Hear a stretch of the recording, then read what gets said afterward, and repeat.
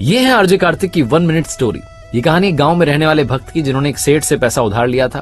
पूरा पैसा चुकाने के लिए जब पहुंचे तो सेठ ने पर्ची में लिख के दिया कि आपके पैसे प्राप्त हो गए और इनसे कहा पढ़ लो। तो उन्होंने कहा मुझे पढ़ना नहीं आता, मैं अनपढ़ हूं।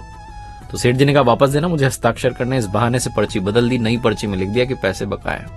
कुछ समय के बाद सेठ जी पैसे मांगने के लिए पहुंचे और पर्ची दिखा दी कि देखो एक तुम्हारे पास एक मेरे पास, पैसे तो बकाया है। इस व्यक्ति को समझ में आ गया कि सेठ जी ने खेल कर दिया। कोर्ट में मामला पहुंच गया। जज साहब ने कहा सबूत क्या है? तो इस भक्ति ने कहा कि वहां ठाकुर जी मौजूद थे, उनके सामने मैंने पैसे दिए थे। जज साहब ने कहा बुलाया जाए ठाकुर जी को। तो पुलिस वाले गए पूछने के लिए। गांव वालों ने कहा यहाँ कोई ठाकुर जी नहीं रहते, मंदिर है बस ठाकुर जी का। जिस तारीख पर सुनवाई शुरू हुई, कोर्ट में आवाज दी गई ठाकुर जी हाजिर हों। कोर्ट रूम में एक बूढ़े बाबा आए, माथे पर चंदन का तिलक लगा था। उन्होंने कहा मैं ही हूं ठाकुर जी। और जज साहब ने पूछा कि क्या सबूत है? तो उन्होंने कहा भेज दीजिए सेठ के घर पर एक आदमी, इनके घर पर 3 नंबर की अलमारी में